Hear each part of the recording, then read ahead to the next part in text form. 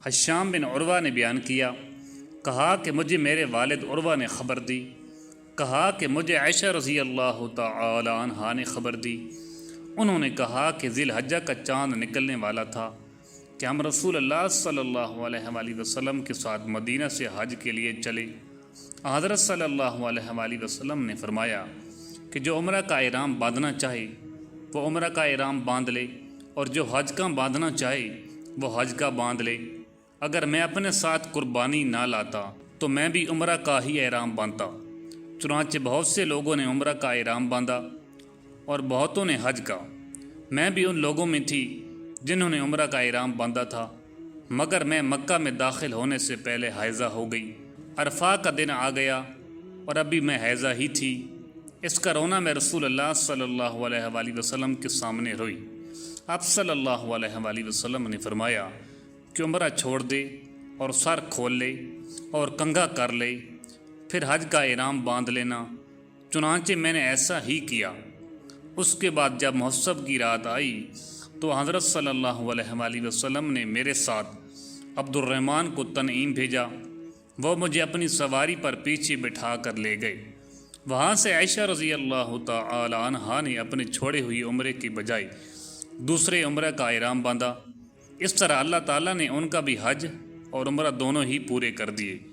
نہ تو اس کے لیے انہیں قربانی لانی پڑی، نہ صدقہ دینا پڑا، اور نہ روزہ رکھنا پڑا۔ صحیح بخاری حدیث نمبر 1786۔ ابن عون نے بیان کیا، ان سے قاسم بن محمد نے، اور دوسری روایت میں ابن عون ابراہیم سے روایت کرتے ہیں اور وہ اسود سے۔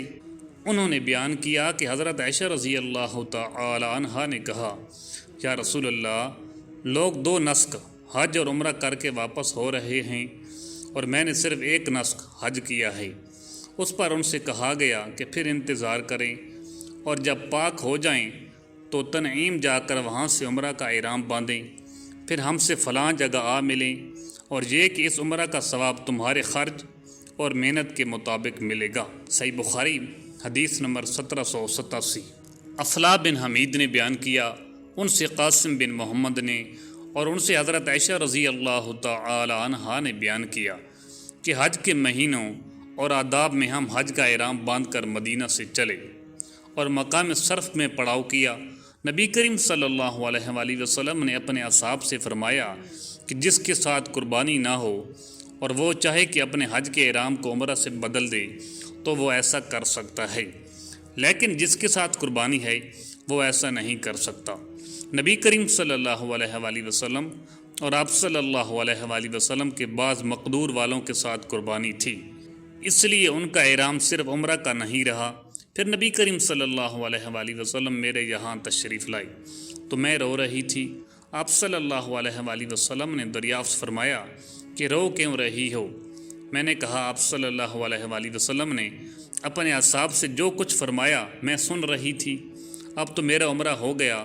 آپ صلی اللہ علیہ وآلہ وسلم نے پوچھا، کیا بات ہوئی؟ میں نے کہا، میں نماز نہیں پڑھ سکتی حیض کی وجہ سے۔ حضرت صلی اللہ علیہ وآلہ وسلم نے اس پر فرمایا کہ کوئی حرج نہیں، تو بھی آدم کی بیٹیوں میں سے ایک ہے، اور جو ان سب کے مقدر میں لکھا ہے وہی تمہارا بھی مقدر ہے۔ اب حج کا احرام باندھ لے، شاید اللہ تعالیٰ تمہیں عمرہ بھی نصیب کرے۔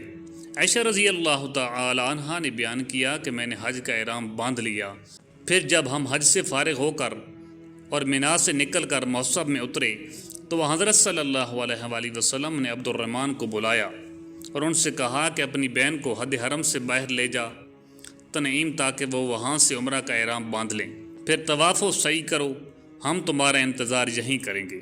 ہم آدھی رات کو آپ کی خدمت میں پہنچے تو آپ صلی اللہ علیہ وآلہ وسلم نے پوچھا، کیا فارغ ہو گئے؟ میں نے کہا، ہاں۔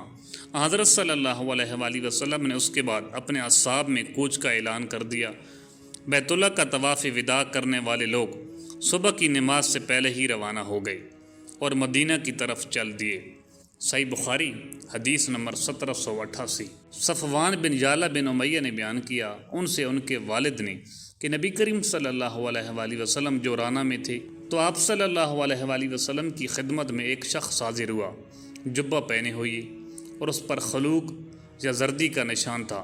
اس نے پوچھا، مجھے اپنے عمرہ میں آپ صلی اللہ علیہ وآلہ وسلم کس طرح کرنے کا حکم دیتے ہیں۔ اس پر اللہ تعالیٰ نے نبی کریم صلی اللہ علیہ وآلہ وسلم پر وحی نازل کی اور آپ صلی اللہ علیہ وآلہ وسلم پر کپڑا ڈال دیا گیا۔ میری بڑی آرزو تھی کہ جب حضور صلی اللہ علیہ وآلہ وسلم پر وحی نازل ہو رہی ہو تو میں آپ صلی اللہ علیہ وآلہ وسلم کو دیکھوں۔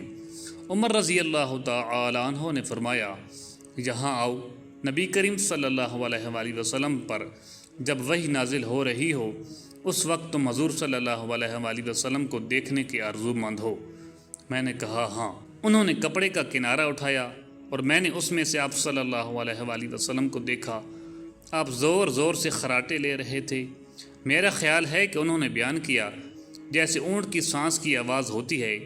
پھر جب وحی اترنی بند ہوئی تو آپ صلی اللہ علیہ وآلہ وسلم نے فرمایا کہ پوچھنے والا کہاں ہے؟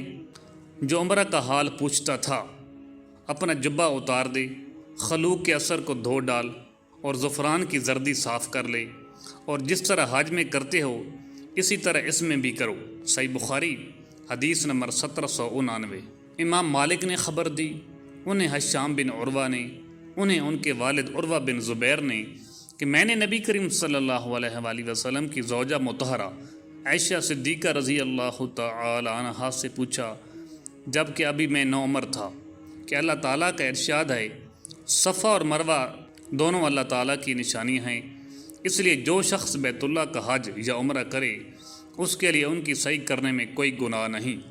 اس لیے میں سمجھتا ہوں کہ اگر کوئی ان کی صحیح نہ کرے تو اس پر کوئی گناہ نہ ہوگا۔ یہ سن کر حضرت عائشہ صدیقہ رضی اللہ تعالی عنہا نے فرمایا کہ ہرگز نہیں، اگر مطلب یہ ہوتا جیسا کہ تم بتا رہے ہو پھر تو ان کی صحیح نہ کرنے میں واقعی کوئی حرج نہیں تھا۔ لیکن یہ آیت تو انصار کے بارے میں نازل ہوئی ہے جو منات بت کے نام کا احرام باندھتے تھے، جو قدید کے مقابل میں رکھا ہوا تھا۔ وہ صفا اور مروہ کی صحیح کو اچھا نہیں سمجھتے تھے۔